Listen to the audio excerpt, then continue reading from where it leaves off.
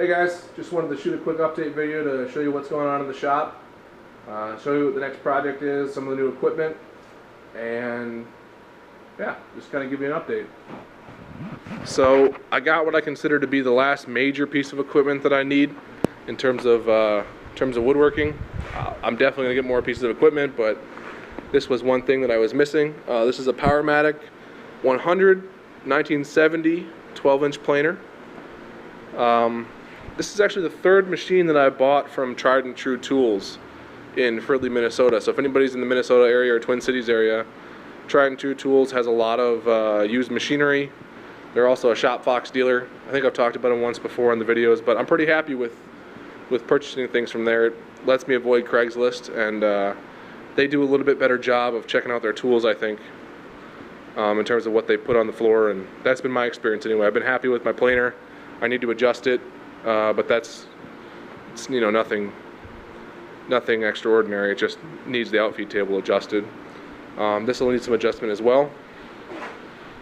One of the things I've started to do though when I buy used equipment, and this is held up for both my table saw, my joiner, and the planer, I'm hoping, is that usually on machines of this age, there's some modification that's been done or there's some repair. And the one thing I'll say is that I think this machine has had some actually nice work done to it. I'm not sure why it had to be done. It also came with this knife setting gauge, which I have to learn how to use. But he made this aluminum cover. I mean, it's nicely cut out. He's got the date that he had the blade sharpened last, 12/2015. So this kind of stuff is a good sign for me. The fact that he had the knife setting gauge means I think he was actually using the machine. But he also made this front gate, and he even bothered to put a lip on it so that it stays closed, and it actually closes pretty nice. And he made this this shop-made cart.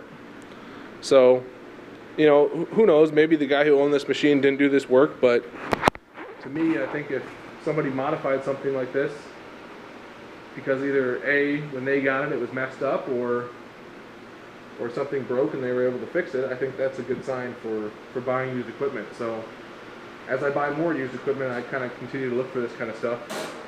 There's some things on this joiner that I didn't catch when I first bought it, but like this is stripped out, and the guy was just, nobody ever really repaired it. So I think that kind of stuff happens. And if you pay attention to it when you're buying used equipment, you might be able to determine what has been taken care of and what hasn't. So hopefully this is a good machine. It'll allow me to continue to progress in terms of my woodworking skills. That's something I'm trying to continue to improve, kind of ahead of the commission work I'm doing or ahead of the pieces I'm building.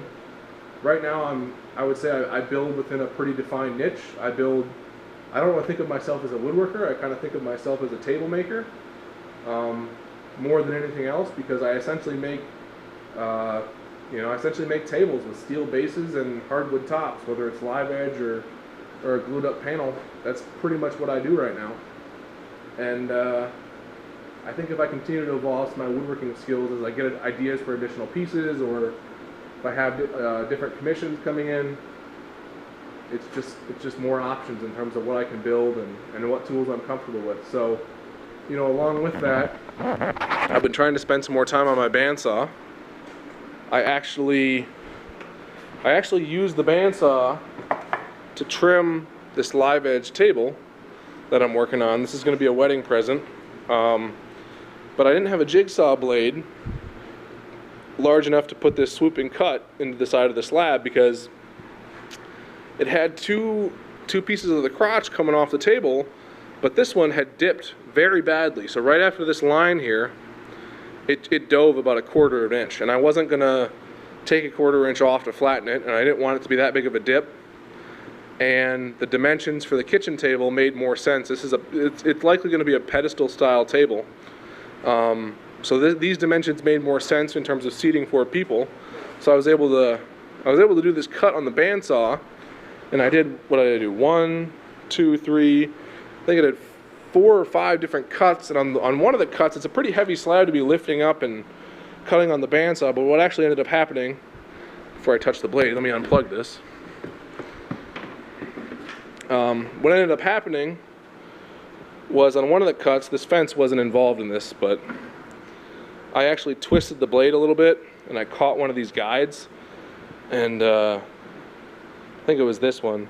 It actually broke the adhesive that holds that little carbide piece in there, and I had to epoxy that back in there. So it was nice having it, and it was kind of a weird way to use the tool. It was safe, it was just heavy, and I kind of twisted that blade a little. It finished the cut, but I think that's what, it shot some sparks, and it knocked that guide out of there. So anyway, but I think the rest of this table is coming along nicely.